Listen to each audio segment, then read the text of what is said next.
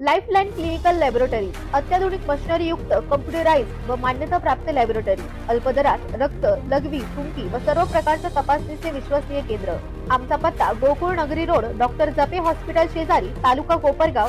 संपर्क क्रमांक 80 07 80 76 58 व 82 75 38 86 48। आजच्या या पत्रकार परिषदेसाठी उपस्थित असलेले सर्व पत्रकार बंधूंचे मी राष्ट्रवादी काँग्रेस पक्ष आणि माननीय आमदार आशुतोष दादा काळे यांच्या वतीने सर्वप्रथम स्वागत करतो। या पत्रकार परिषदेचं कारण असं की आपणा सर्वांना माहिती आहे की दिनांक 15 सप्टेंबरला अतिशय मोठ्या उत्साहामध्ये कोपरगाव शहरामध्ये 5 नंबर तळ्याचं जलपूजनाचा कार्यक्रम आमदार आशुतोष दादांच्या नेतृत्वाखाली पार पडला। अतिशय चांगलं वातावरण, महिलांमध्ये आनंदाचा उत्साहाचा असताना या कोपरगावमध्ये एक दुर्दैवी घटना घडली। या कोपरगाव शहरामध्ये गोळीबाराचा प्रकार स्वामी समर्थ मंदिरात तिथं घडला आणि तो जो घडलेला गुन्हा आहे तो त्यांचा वैयक्तिक एकमेकाच्या वादविवादातून झालेला आहे। परंतु त्या गुन्ह्याचा आधार घेऊन आमचे नेते माननीय आशुतोष दादा काळे यांच्यावर आणि संबंध पार्टीवर आरोप करण्याचा प्रयत्न विरोधकांनी केला आणि त्यानिमित्त आम्ही या पत्रकार परिषदेच्या माध्यमातून काही खुलासे आणि काही गोष्टी कोपरगावच्या नागरिकांच्या निदर्शनास आणण्यासाठी खरी पत्रकार परिषद घेतलेली आहे। विरोधकांनी सांगितलं की जो गुन्हेगार आहे तो मान्य आशुतोष दादांचा कार्यकर्ता आहे। कार्यकर्ता असणं आणि गुन्हेगार असणं हे दोन वेगळे वेगळे भाग आहे। त्याचा लांब पर्यंत नेत्याशी कुठलाही संबंध नसतो। गुन्हेगाराला कोणती जात नसती, धर्म नसतो किंवा गुन्हेगाराला कोणता पक्षही सुद्धा नसतो।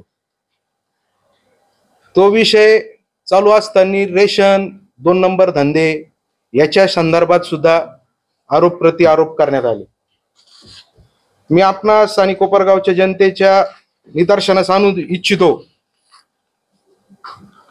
की या कोपरगावमध्ये रेशन दुकान किंवा रेशन दुकानदार जे आहेत त्याची संख्या 113 संख्या आहे रेशन दुकानदारांची आणि त्याच्यामध्ये 113 पैकी जवळजवळ 100 रेशन दुकानदार हे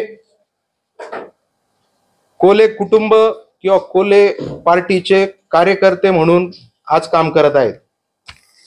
रेशन दुकान गोडाऊनचं जे वाहतुकीचा जो ठेका आहे तो राजू होन म्हणून यांनी घेतलेला आहे।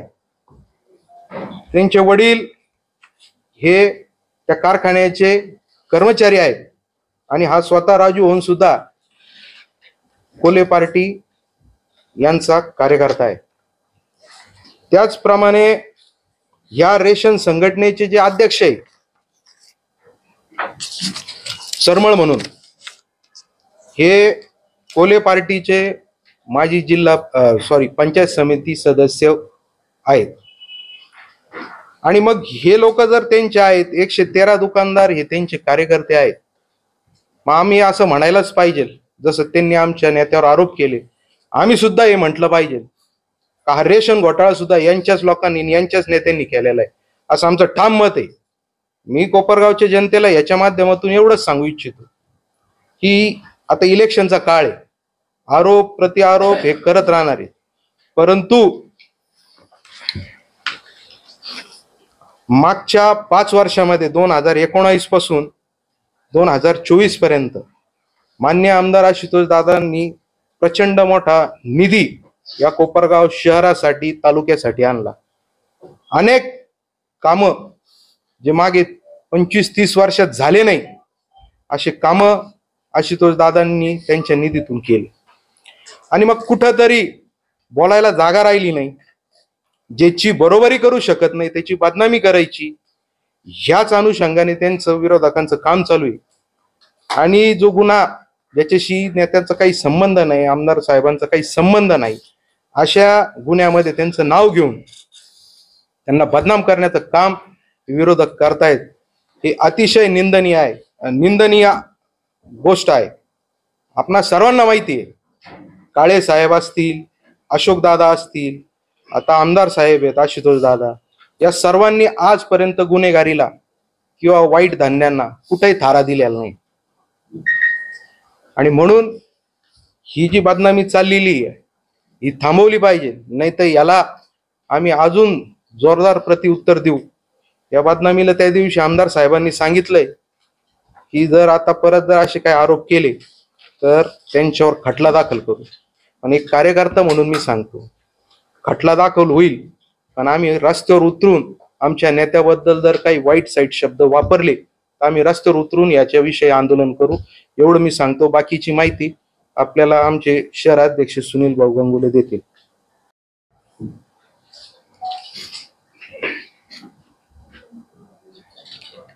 गेल्या 15 तारखेला या कोपरगाव शहरामध्ये ज्या लोकांना जी प्रतीक्षा होती की 5 नंबर तळ्याचं लवकरात लवकर जलपूजन झालं पाहिजे, ते 15 तारखेला जलपूजन झालं आणि विरोधकांच्या पायाखालची वाळू सरकली. आणि त्यानंतर त्यांनी विचार केला की कोपरगाव शहरामध्ये जे वातावरण झालं होतं की आमदार आशुतोष दादा काळे यांनी गेल्या 5 वर्षामध्ये जे कोपरगाव शहरामध्ये विकास कामं केले आणि गेली बऱ्याच वर्षापासून या कोपरगाव शहरामध्ये पाण्याची जी दयनीय परिस्थिती होती, त्या दयनीय परिस्थितीवर आशुतोष काळे यांच्या पाठपुराव्यामुळे मात झाली आणि या कोपरगाव शहरामध्ये लोकांना 3 दिवसाआड पाणी मिळेल या भीतीने भीतीयुक्त झालेल्या या विरोधकांनी आमदार आशुतोष दादा काळे यांना विचित्र पद्धतीचे आरोप त्यांच्यावर करण्यात आले. गेल्या गोळीबार, आता तो गोळीबार झाला 15 दिवसापूर्वी, त्यावेळेला एका कार्यकर्त्याचा आमदार आशुतोष दादा काळे यांच्या विरोधाचा फोटो होता. तो फोटो तथाकथित नेते कोपरगाव शहराचे त्यांनी असा दाखवला आणि आमदार आशुतोष दादा काळे यांचा या गुन्हेगारी लोकांशी संबंध आहे असं त्यांनी दाखवण्याचा जो प्रयत्न केला. मला तुमच्या माध्यमातून या कोपरगाव शहरातील जनतेला एक सांगायचं आहे की या कोपरगाव शहरामध्ये जो काही गोळीबार झाला, त्या गोळीबारामध्ये जे काही आरोपी पकडले गेले त्या आरोपीचे EFIR आहे. याच्यामध्ये काय एकच आरोपी किंवा 2च आरोपी नव्हता, याच्यामध्ये 7-8 लोकांवर आरोप झालेले आहेत. त्यातील एक आरोपी आहे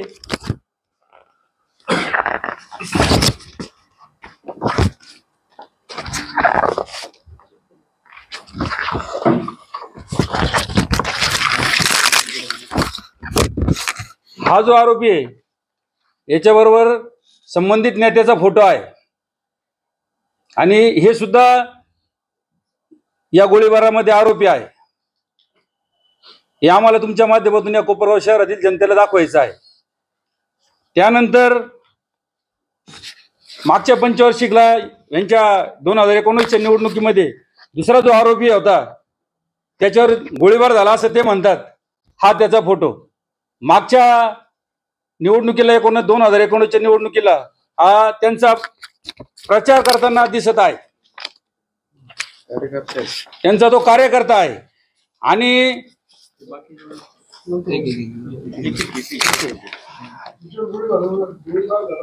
हो, तन्वीर रंगरेज काय त्याच्यावर बऱ्याच ठिकाणी गुन्हेगारीचे गुन्हे दाखल आहे. आणि त्यांनी जी इंस्टाग्राम त्याला जी बाईट दिली त्याच्यामध्ये पहिल्यांदा त्यांनी सांगितलं की यामध्ये आमदार आशुतोष दादा काळे यांचा काही दोष नाही, त्यांना काही माहीत नाही. त्यानंतर दुसरी बाईट आली, त्याच्यामध्ये त्यांनी आमदार साहेबांचं नाव घेतलं. मग त्याला पैसे पुरवून नाव घेण्यात आलं का त्याला दमदाटे देऊन नाव घेण्यात आलं हे आम्हाला माहित नाही. पण ह्या ज्या प्रकारचं जे काही चाललंय या कोपरगाव शहरामध्ये, काळे परिवाराचं आजपर्यंत इतिहास आहे की काळे परिवाराने आजपर्यंत कोपरगाव शहरामध्ये कधीच असं गुन्हेगारी प्रवृत्तीला थारा दिलेला नाही, गुन्हेगारी लोकांशी कधी संबंध ठेवलेला नाही. पण आमदार आशुतोष दादा काळे यांनी गेल्या पंचवार्षिकमध्ये या कोपरगाव शहरामध्ये जो कायापालट केला आणि कोपरगाव शहरामध्ये जे बदल घडवला, पंचवार्षिकमध्ये मागच्या पंचवार्षिकला या कोपरगाव शहराचं नाव धुळगाव म्हणून ठेवलेलं होतं. आज कोपरगाव शहरातील सगळ्या रस्ते झालेले. पाण्याचे तळे झालेले, असे बरेचसे कामं झालेले. यस, अशा प्रकारचे सगळे झालेलं असताना फक्त आमदार साहेबांची प्रतिमा मलिन करण्यासाठी या लोकांनी जो आरोप केला आहे त्याचा कोपरगाव शहर राष्ट्रवादी काँग्रेसतर्फे आम्ही निषेध करतो. आम्ही बराच कंट्रोल केलं की म्हणत होतं जाऊ द्या बाबा, पण यांनी आमदार साहेबांची प्रतिमा, आमदार साहेबांना या तालुक्यामध्ये या शहरामध्ये सर्वसामान्य लहान मुलापासून तर मोठ्या माणसापर्यंत सगळे लोक ओळखतात.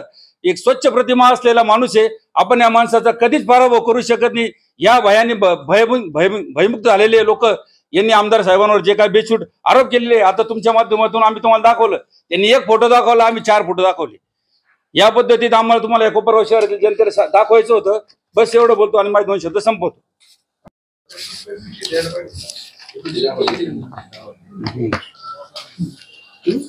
तसं काय म्हणजे राजा भाऊ, तुम्हाला एक सांगू कमी, आम्ही म्हणजे त्यांनी ज्या पद्धतीचं सांगितलं होतं का कोपरगाव शहरामध्ये आमदार साहेबांचा असे संबंध आहे तसे संबंध आहे, आम्ही बघत होतो ते कोणत्या कोणत्या प्रकारचे आरोप करतात. आम्हाला सगळं माहिती आहे त्यांचे कार्यकर्ते कोण आहे, काय आहे, ज्यांनी या कोपरगाव शहराला दहशत घातली, 2 नंबरचे धंदेवाले कोण आहे, हे आमचे कार्यकर्ते सगळे पहिल्या फळीतले सगळे कार्यकर्ते या ठिकाणी बसलेले.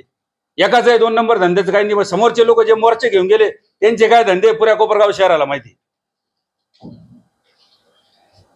धंदे कोण काय करतं, काय करतं, कोण जोरजोरात भाषण करतं. 2 नंबर धंदे कोपरगाव शहराच्या दृष्टीने घातक आहे. ते बंदच झाले पाहिजे. हा जो प्रकार घडला, काहींचं म्हणणं आहे की हे 2 नंबरच्या ह्याच्यातूनच घडला. परंतु आमचा हा विषय जो आज आलाय समोर किंवा आम्ही तुमच्या समोर जे बसलोय, याचं एकमेव कारण जे आहे मूळ, की आमच्यावर विरोधकांनी जो आरोप केला आमदार आशुतोष दादांवर, तो चुकीचा आहे. हे आपल्या माध्यमातून कोपरगावच्या जनतेच्या निदर्शनास आणायचं. 2 नंबर धंदे बंद झाले पाहिजे. गावाच्या दृष्टीने ते घातक आहे. असे गँगवॉर झाले नाही पाहिजे, भविष्यातही नाही झाले पाहिजे. त्या दृष्टीने आमदार साहेबांनी सुद्धा सूचना केलेल्या आहेत. पुढे दक्षता घेतील किंवा काय करता येईल अजून याच्यात. त्यासाठी तुम्ही काही सुचवलं तर त्या निश्चित त्या गोष्टींचा अंमलात आणून आमदार साहेब त्याच्यावर ऍक्शन घ्यायला लावतील. याच्या 2 नंबर गोष्टींना कोणाचंही समर्थन नाही. रोजगाराच्या विषयी आमदार आशुतोष दादांनी 2019ला जो शब्द दिला होता, माझ्या मतदारसंघात मी रोजगार वाढीसाठी प्रयत्न करेल, त्याला अनुसरून आशुतोष दादांनी आता आपल्याकडे सोनेवाडीला जी MIDC मंजूर झालेली आहे, त्यात कोपरगाव तालुक्यातलेही काही भाग आहे, त्यासाठी आशुतोष दादांनी केलेले प्रयत्न आपल्या सर्वांना सर्वश्रुत आहेच. त्याचप्रमाणे राहिला रोजगाराचा विषय, रोजगार मेळावे होत राहतात. आमच्या माहितीनुसार 2013-14लाही विरोधकांनी विधानसभेच्या आधी एक रोजगार मेळावा घेतला होता. त्यावेळी असे अनेक जणांचे फॉर्म भरून घेतले होते. त्यापैकी किती जणांना नोकऱ्या मिळाल्या, किती जणांना जॉब मिळाले, त्याचाही काही थांगपत्ता अजून कुणाला लागलेला नाही. तसाच प्रकार आता काहीसा होऊ नये